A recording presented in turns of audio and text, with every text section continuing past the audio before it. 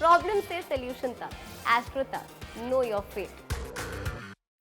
अब भगवान कहे कैलाश कौन जाए, यहाँ ऋषि मुनियों ने मुहूर्त निकाल दिया, इसी तिथि, इसी वार, इसी समय प्राण प्रतिष्ठा करनी है।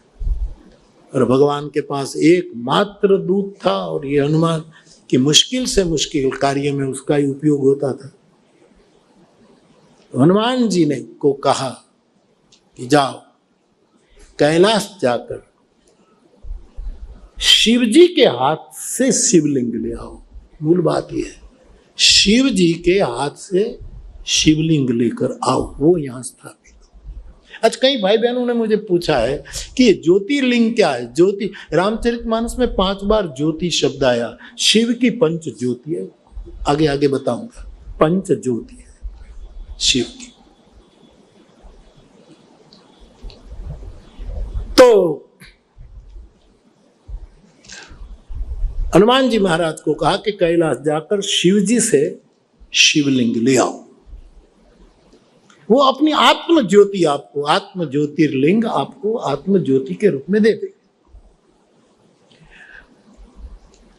अब गड़बड़ क्या हुई कि कहा गया था ऐसा कि कैलाश से शिवलिंग ले आओ, और हनुमान जी ये समझे कि कैलाश जाकर शिव जी के हाथों से शिवलिंग ले आओ।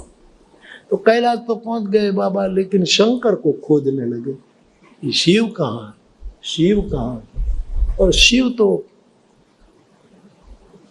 इसका कोई ठिकाना नहीं, कभी कहाँ हो, कभी कहाँ हो, कभी कहाँ हो।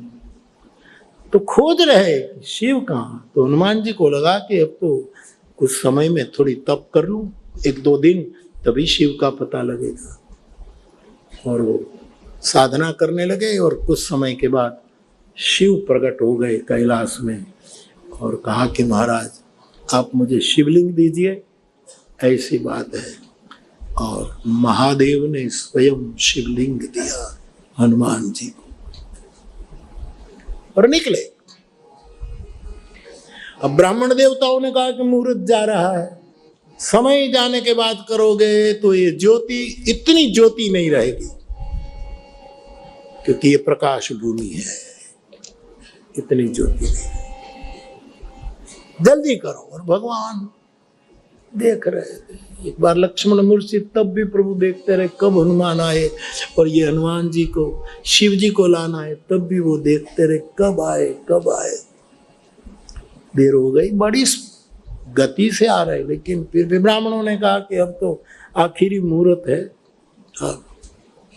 दिन था ज्येष्ठ शुक्ल दशमी, रामेश्वर की स्थापना, ज्येष्ठ शुक्ल पक्ष की दशमी। उस दिन, इस कथा के मुताबिक उस दिन उसकी स्थापना हुई है। और मुहूर्त जा रहा है, यहां देर हो रही है। तब ऋषि मुनियों ने एक विकल्प दिया कि जानकी जी आप अपने हाथों से बालू का शिवलिंग बनाओ और हम प्राण प्रतिष्ठा कर दें, और जगदम्बा आपकी ऊर्जा भी इसमें सम्मिलित हो जाएगी। और जानकी जी ने ये बालू का शिवलिंग निर्माण किया। पराम्बा जगदम्बा, उसकी पूरी शक्ति अंदर उतर गई और एक शिवलिंग निर्माण हुआ। अब ये निर्माण हुआ और आरती उतरने लगी। आरती का पहला राउंड पूरा हुआ और आए गए वो हनुमान, और हनुमान जी कैलाश से शिवलिंग लेकर आ गए, रखा, यहाँ प्रतिष्ठा हो गई। कोई भी आदमी को लगे कि नहीं 2-5 मिनट राह नहीं देखी जाए, और इतना जल्दी कर दिया, तो स्वाभाविक हनुमान जी को भी ऐसा लगा। ये सब लीला है। बाकी लेने गया था वो भी शिव था, लाया वो भी शिव है, शिव ही शिव है। तो कहा कि ये इतनी देर कर दी महाराज, मेरी सेवा में कोई कमी है, मेरी उपासना में कोई, मेरी सेवकाई में कोई, आपने जल्दी क्यों कर दी? नहीं नहीं हनुमान चिंता मत कर, तू महाबली है बाप, तेरी पूंछ से इस शिवलिंग को जो जानकी के द्वारा स्थापित है उसको तेरी पूंछ लपेट करके झटका मार, और इस शिवलिंग को, सीता द्वारा निर्मित शिवलिंग को उखाड़ कर फेंक दे, फिर तू लाया वो। और यदि ये न हो तो फिर बगल में बिठाना पड़ेगा। अरे रहने तू। माँ को पूछा, माँ अविवेक नहीं होगा ना तेरा स्थापित शिवलिंग?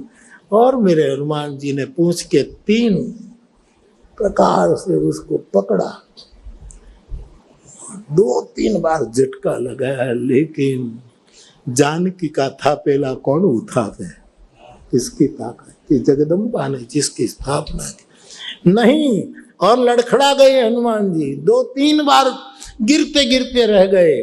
भगवान मीठी मुस्कान कर रहे, तो बुरा लगा। लक्ष्मण जी को लगा कि अब क्या होगा। कहा, नहीं बेटा चिंता मत कर, तू लाया वो हम बगल में स्थापित करेंगे, और रामेश्वर का दर्शन जो करने आएगा उसकी सेवा पूजा शिव को तभी चढ़ेगी, पहले तेरा लाया गया शिव जी का दर्शन करे, उसके बाद सीता का स्थापित दर्शन करे, तभी रामेश्वर की। और आज भी जहाँ से रामेश्वर के दाईं ओर से हम जाए तब दाईं ओर से वह हनुमंतेश्वर विराजमान है, उसके बाद रामेश्वर भगवान।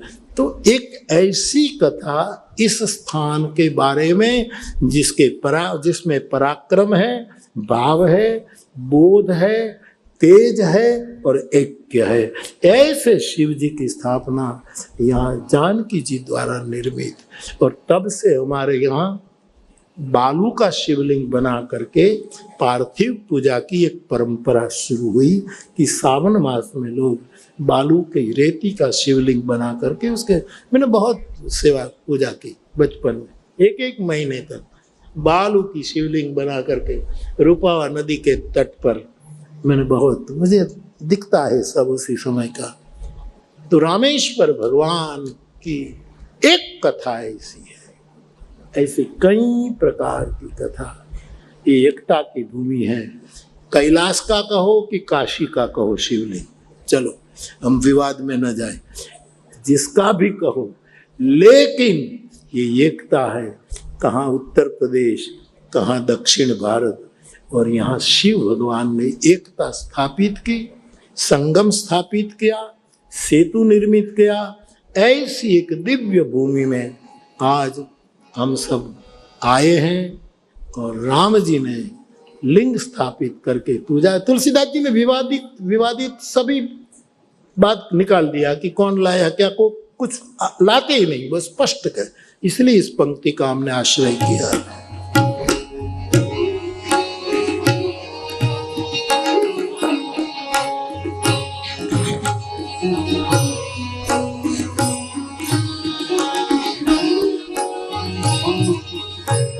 लिंग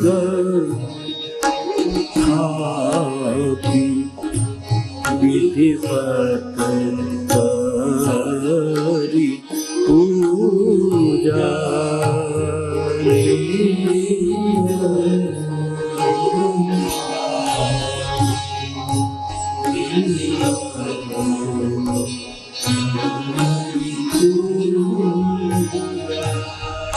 शिव समान प्रिय मोहि दूजा,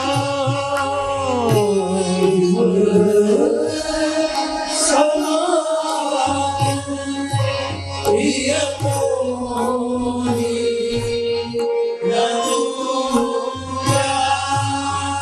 शिव समान प्रिय मोहि दूजा, शिव समान प्रिय मोहि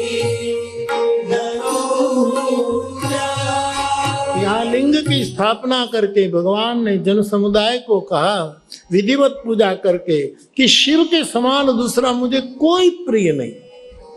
तो मानस के साधक, पारायण करने वाले, स्वाध्याय करने वाले, गाने वाले, श्रवण कर, उसके मन में एक प्रश्न उठ सकता है कि भगवान कितने को कहेगा कि इसके समान दूसरा, तेरे समान दूसरा कोई प्रिय नहीं, तेरे समान दूसरा कोई प्रिय नहीं, तो इसमें क्या निर्णय करे कि सबके एक समान तेरे।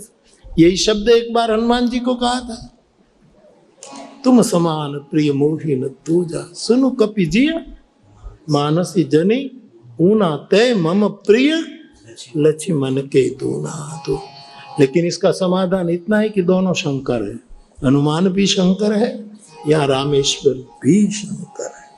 तो तेरे समान, शिव समान मुझे और कोई दूसरा इतना प्रिय। और लिखते हैं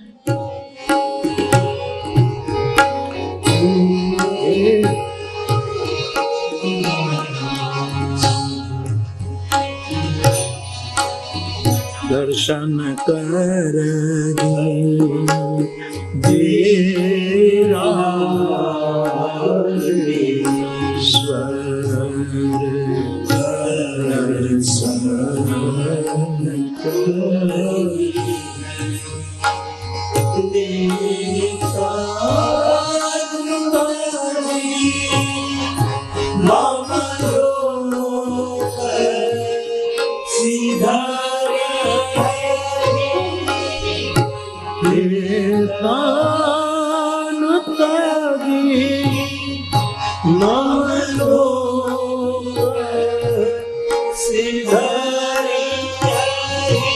एस्ट्रो तक ऐप पर आपको मिलेगा भविष्य से जुड़े हर सवाल का जवाब। डाउनलोड कीजिए एस्ट्रो तक ऐप और चुटकी में जुड़िए इंडिया के बेस्ट एस्ट्रोलॉजर से।